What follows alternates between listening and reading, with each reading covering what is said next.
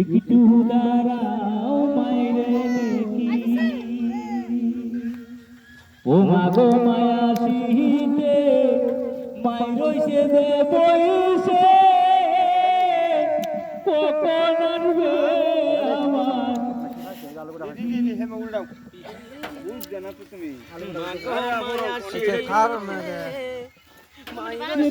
বইছে